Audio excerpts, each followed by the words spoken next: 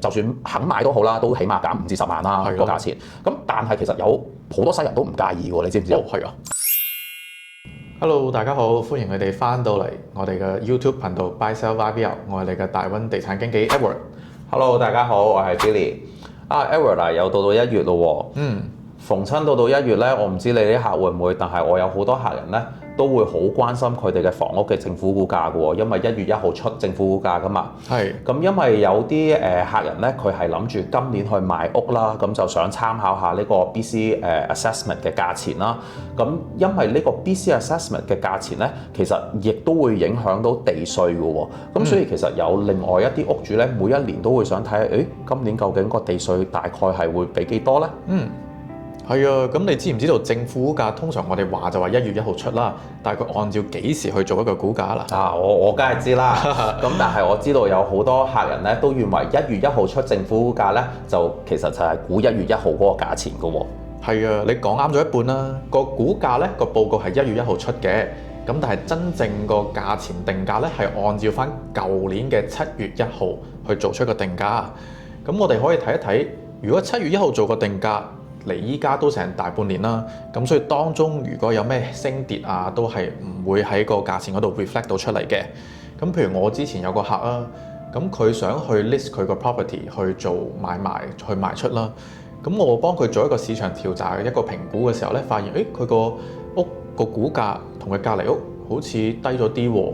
雖然佢間屋個樓齡啊、地啊、狀態啊同隔離屋係差唔多。咁但係點解會低咗嘅咧？咁我就建議佢，我話如果你係個 BC assessment 政府估價低咗咧，你可以喺新嘅估價出嚟咗之後1個月內，即係1月31號之前咧，去政府嗰度做一個申請，做一個 appeal。咁當中任何嘅調整咧，提供相關嘅資料咧就可以㗎啦，去等政府去做一個調整嘅。我都有類似嘅經驗，但係就啱啱調翻轉。係。我個客人同我講，佢話：Billy，今年點解我政府價高咗咁多嘅？因為佢睇佢附近嘅鄰居嘅政府價，咁就係明顯高咗少少嘅，即係唔可以話好多啦，但係少少啦。咁嗰位客人咧就話：咁我又冇諗住即係短期內要賣屋。咁但係每一年我嘅政府價會影響到我嘅地稅，咁我咪變咗無形中俾多咗地稅咯。咁當時佢都係有去到做呢個 appeal 嘅呢個程序嘅。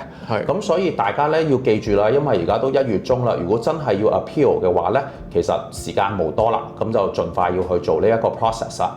咁其實今日咧，我哋亦都想同大家一齊咧睇一睇 BC Assessment 嘅網站，因為 BC Assessment 嘅網站咧今年咧係多咗好多 detail 喺入邊，多咗好多 feature 你可以去參考。咁我哋而家一齊睇一睇啊！咁我哋可以去到 BC Assessment 嘅官網 www.bcassessment.ca。咁入到嚟呢個網站之後咧，喺呢度中間呢個位置 Enter Address 可以輸入你想查詢嘅物業地址。咁我哋以321呢個物業去做一個示範啦。入到嚟呢度，我哋可以睇到佢一個地址啦，然之後可以睇到呢個 Total Value 嘅。咁呢一個呢，就係2026年嘅政府估價。咁你要記住咧，呢一個政府估價呢，係按照翻2025年7月1號去做一個嘅評估。咁落少少呢，呢一個都係新嘅一個 chart 嘅。以前呢，BC Assessment 淨係會提供過去2年嘅一個政府估價記錄，咁依家咧呢個 chart 係會 show 到過去5年嘅一個估價啦，同埋佢一個升或者跌嘅一個百分比嘅。咁右邊呢一個 chart 咧都係一個新嘅，咁佢咧唔單止 show 咗5年，仲會 show 過去咁多年以嚟咧佢一個升同埋跌，同埋佢會對比翻你同一區相同嘅物業一個升同埋跌。紫色呢條線呢，就係你一個政府估價本身呢一個物業嘅估價記錄，咁橙色嗰條線呢，就係相同嘅物業喺同一區嘅估價記錄呢升或者跌嘅一個百分比，咁你就可以好直觀見到你嗰個物業對比翻同一區係究竟升咗幾多啊，或者跌咗幾多。咁呢度要注意呢，好多朋友都會問，咁我個政府估價跌咗喎，係咪代表我個地稅都要減啊？咁呢度呢，我就買一個關子先。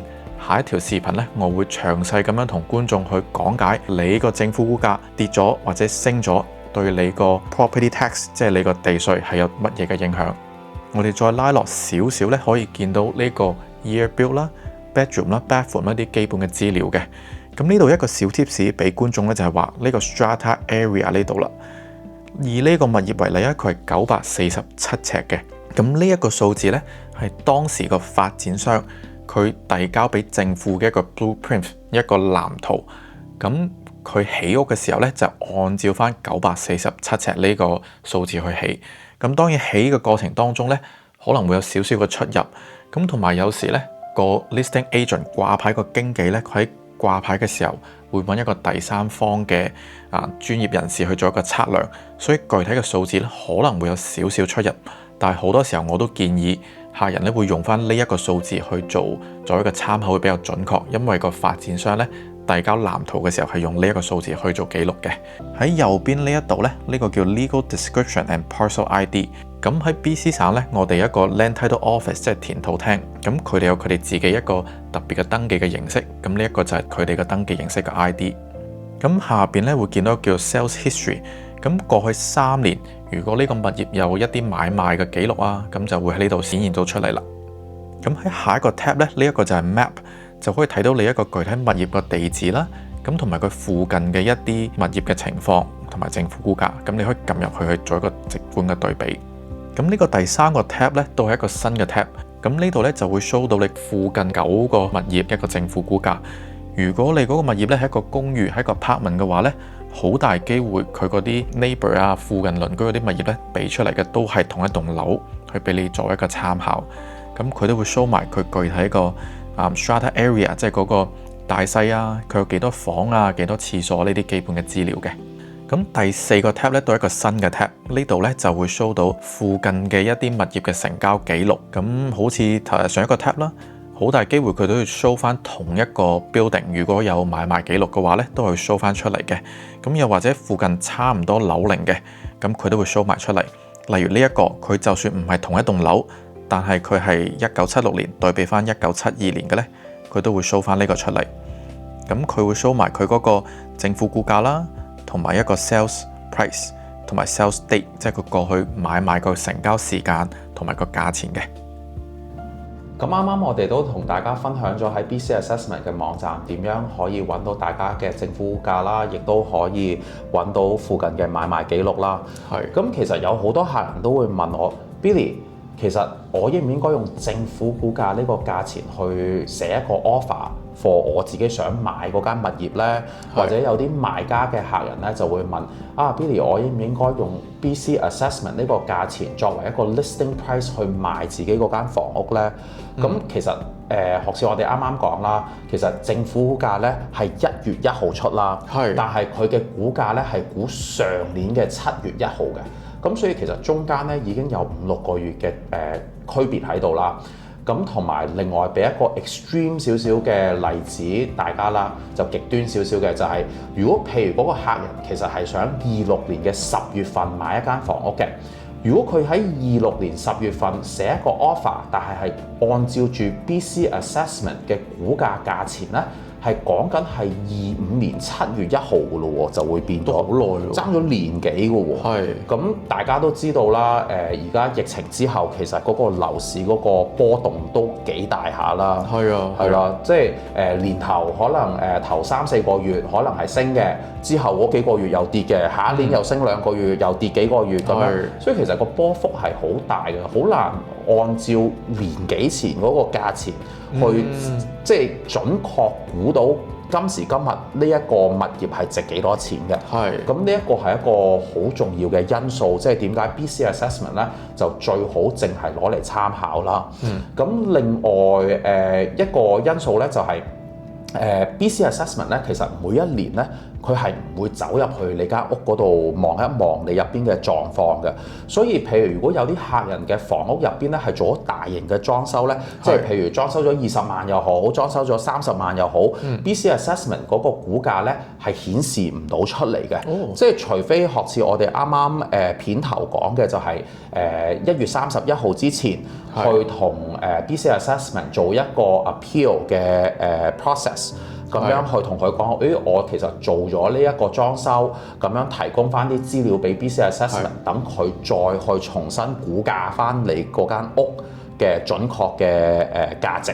如果唔係嘅話，其實嗰個 BC Assessment 嗰個估價咧係唔準嘅。所以有時咧，你會見到，呢一間獨立屋點解會賣高 BC Assessment 20%咧？其實好大機會可能入邊係做咗一個大型裝修嘅。哦，原來咁。係啦，咁另外仲有一啲因素咧，就係可能嗰間獨立屋咁講啦，譬如我俾個例子你啊，我有好多華人咧都唔中意路衝㗎啦，係咪？或者就算肯買都好啦，都起碼減5至10萬啦個價錢。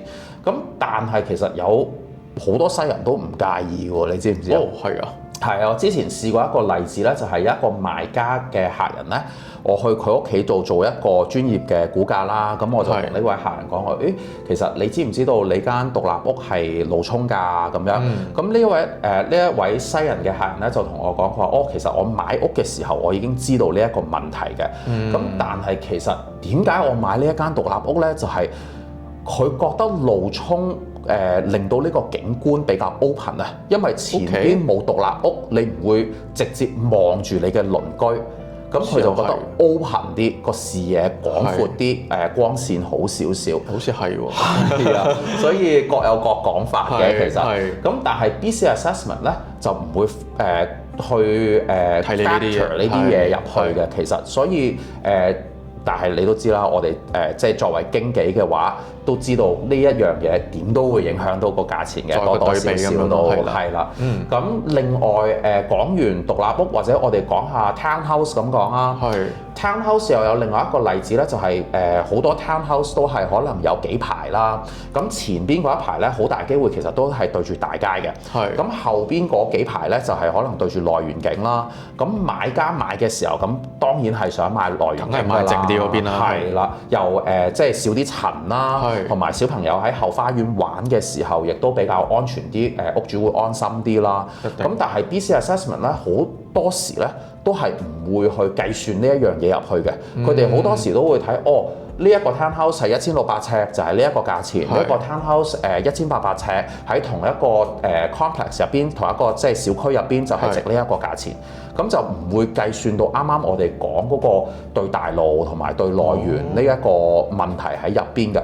咁所以咧 BC Assessment 就淨係可以作為一個參考咯。咁如果你真係想知道你間屋係值幾多錢，或者你諗住今年係打算買屋嘅，你可以聯絡我哋幫你做一個免費專業嘅政府估價。咁唔係政府估價，對唔住啊，係專業嘅房屋估價。咁我哋咧就會睇過去你呢個屋企附近呢3至60日嘅買賣數據啦。咁然之後對比起賣咗嘅屋同埋你嗰間屋嘅有啲乜嘢唔同，有啲乜嘢一樣，而做一個對比去計算呢個價錢嘅區別啦。咁然之後得到一個準確嘅政府價提供俾大家。咁喺買屋個過程，唔單止係要睇政府估價啦，都要睇下成個房屋嘅狀態啦，或者你個人想買嘅過程當中有咩需要啦。例如我有個客，佢可能係行動唔係咁方便嘅，所以佢唔想做咁多嘅 open house。我哋會提供一啲叫做VR 嘅服務，即係去佢屋企拍一個片，然之後咧佢就可以啲人咧上網就可以喺入邊就撳每一個位咧就睇到每一個屋嘅狀態。又或者我上年有一個屋，佢係背住向住一個公園嘅喎，喺個屋入邊咧都可以睇到個公園好靚嘅。咁我覺得呢個係一個非常大嘅一個賣點啦。咁我哋用個航拍機，即係一個 drone 飛咗上去，影咗張相作為一個封面。咁結果每一個人嚟睇屋嗰陣時咧，第一時間就走去個後一嗰度睇一睇，哇！究竟原來係對住個 park 係點樣樣啊？感受到嗰種氣氛啊，即係好開揚嗰種感覺。所以每一間屋其實真係好似 Billy 話齋，係都唔同嘅。我哋唔可以話真係一個 BC Assessment 一條街就係呢個價。我哋要按照翻每一個客戶嘅需求去 customize 去定製一個銷售方案啦。我哋俾一個準確嘅估價啦。我哋可能會俾一個專業嘅建議啦。甚至喺每一年幾時去賣，點樣去賣，我哋都會提供一個意見嘅。咁如果你話有其他地產相關嘅問題咧，都歡迎你喺下邊留言俾我哋都會逐一為你解答嘅。咁我哋下條片再見啦，拜拜。